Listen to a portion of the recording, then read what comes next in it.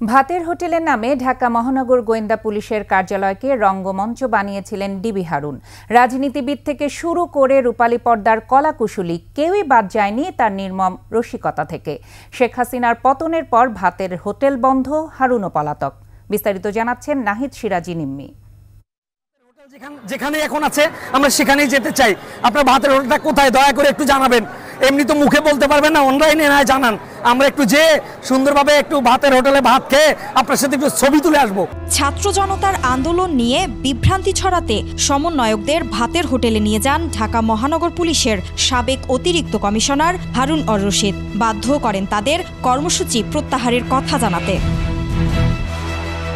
তার এই কর্মকাণ্ড তুমুল বিতর্কের সৃষ্টি করে। বিষয়টি শেষ পর্যন্ত উচ্চ আদালত পর্যন্ত গড়ায়। সব দিকে তার দুর্নীতি, কিন্তু এখনো তাকে আইনের আওতায় কেন যে আনা হয়নি সেটাই বুঝতে পারছি না। বিভিন্ন সময়ে গোয়েন্দা পুলিশের কার্যালয়ে অভিযোগ নিয়ে আসা মানুষদের খাওয়া দাওয়া করিয়ে হারুন হয়েছিলেন দেশ জুড়ে ভাইরাল। তার ভাতের হোটেলে অতিথি হতে বাধ্য হতেন তারই হাতে নির্যাতিত অনেকেই। 250-টিরও বেশি ডিজাইন অপশন নিয়ে ওয়ালটন স্মার্ট ফ্রিজ, বোঝে আপনার প্রয়োজন।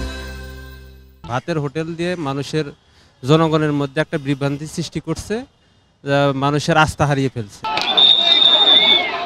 ডিবি হারুন নামে পরিচিতি পাওয়া এই পুলিশ কর্মকর্তার ভাতের হোটেলে যেতে বাধ্য হয়েছিলেন বিএনপি নেতা গয়েশ্বর চন্দ্র রায়। সরকার বিরোধী কর্মসূচিতে মারধরের পর তাকে ডিবি কার্যালয়ে নিয়ে আপ্যায়ন করেন হারুন। রূপালী পর্দার কলাকুশলী শিল্পীরা হর হামেশাই অতিথি হতেন হারুনের। মামলা, দ্বন্দ্ব সংঘাত নিরসন করতেই তারা যেতেন সেখানে। একসময় দেখছি পরিমনের সমস্যার সমাধান করছে, বুবলির সমস্যার সমাধান করছে, হিরো আলমের সমস্যার সমাধান করছে। মানে সব দায়িত্ব কি তার। ডিবি একটা এমন একটা প্রতিষ্ঠান, সেখানে হচ্ছে মানুষের সেবা দেওয়ার প্রতিষ্ঠান। এখানে যদি সে ভাতের হোটেল খুলে বসে, এত দুঃখজনক তার কিছু থাকে না। গায়ক গায়িকা, উদ্যোক্তারাও যেতেন ভাতের হোটেলে। পারিবারিক সমস্যা দূর করতে ডিবি হারুনের শরণাপন্ন হতেন তারা। ভাতের হোটেলের অতিথি হতেন সাংবাদিকরাও। দাগী আসামিদের ছাড়িয়ে আনার তদবির নিয়ে সেখানে যেতেন আরও অনেকেই।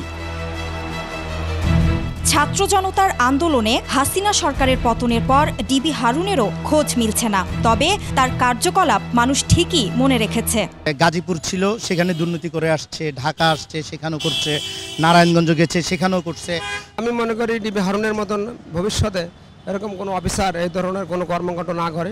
ডিবি হারুন ও ভাতের হোটেলের এই নির্মম আতিথেয়তা নিয়ে সিনেমা বানাতে চান পরিচালক ও প্রযোজকরা। নাহিদ সিরাজি নিম্মি, 21 টেলিভিশন, ঢাকা।